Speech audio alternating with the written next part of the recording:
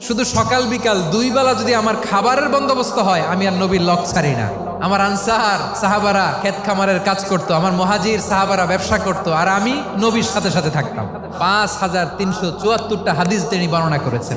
সবচেয়ে বেশি হাদিস বর্ণনাকারী সাহাবী আবু হুরায়রা রাদিয়াল্লাহু তাআলা। বিড়ালের বাবা কি করতেন? খালি হাদিস মুখস্থ করতেন। হাদিস প্রিজার্ভেশনের কাজে বিশ্বনবী ওনাকে কাজে লাগিয়েছেন। উনি একদিন বলেন, ইয়া রাসূলুল্লাহ আসমাউ মিনকা কাসীরান ফালা আহফাজু। নবী, অনেক কথা শুনি, আমার মনে থাকে না। বিশ্বনবী বললেন, তাই তোমার চাদরটা বিছাও। আবু হুরায়রা বিছালেন। বিশ্বনবী হাত বুলায় দিলেন। এরপরে অনেক হাদিস বর্ণনা করলেন। আবু হুরায়রা বলে, তারপর থেকে বিশ্বনবী যাই বর্ণনা করে আমি শুনি আর একটাও বলি না। এখন সুবহানাল্লাহ। বিশ্বনবী ওনাকে নবীর এই যে লক্ষ্য হাদিস প্রিজার্ভেশনের এই দায়িত্ব দিয়েছেন সাইয়েদনা আবু হুরায়রা রাদিয়াল্লাহু তাআলা আনহুকে। আপনারা কি খেয়াল করেছেন কত বড় চৌকস ট্যালেন্ট হান্টার ছিল আমার নবী? এক একজনের এক এক ট্যালেন্ট, এক একজনকে এক এক দায়িত্ব দিয়েছেন, এক একজনের প্রতিভাকে এক একভাবে বিকশিত হওয়ার সুযোগ দিয়েছেন। আওয়াজ করে বলেন ঠিক কি না?